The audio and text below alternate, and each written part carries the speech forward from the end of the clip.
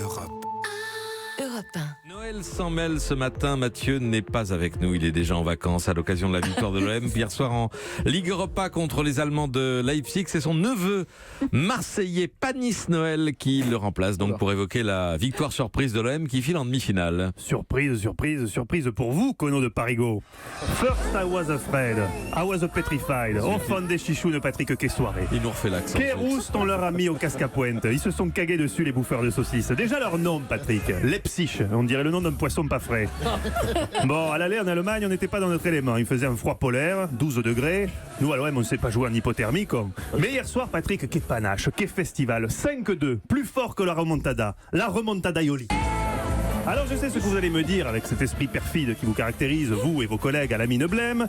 Un Suisse peut-il vraiment prendre l'accent marseillais pendant toute une chronique sans sombrer dans le ridicule? L'heure pour moi de me prévaloir de ce que dans le petit milieu de l'imitation approximative on appelle la jurisprudence ondulate.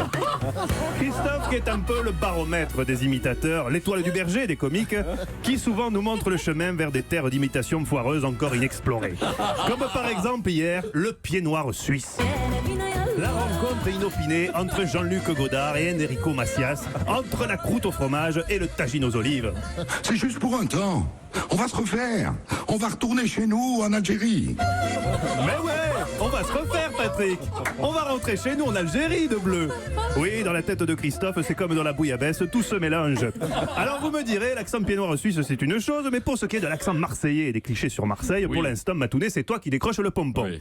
Et c'est vrai, Patrick, qu'entre la bouillabaisse et la remontada Ioli, on ne peut pas dire que je livre de la cité phocéenne une vision qui brille par sa complexité. Mais une fois de plus, je dois m'incliner face aux champions. Car lorsqu'un pied noir, fût-il suisse, arrive en France métropolitaine, où débarque-t-il généralement? Pas à Dunkerque, con.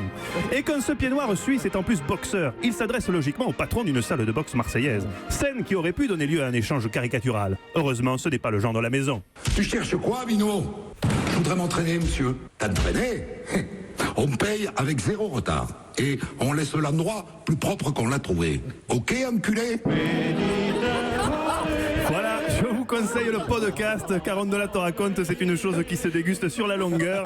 Encore bravo Mino, hier soir les Allemands ils savaient plus où ils étaient, un peu comme Patrick Cohen hier matin quand à la fin de la chronique d'Anissi Mbida, un grand black tout en muscle, il s'exclamait: Reste maintenant quand même à savoir combien tout ça va coûter. Merci à vous Géraldine Vassner. Merci à Nice Mida. Oh punaise. Non, c'est fou.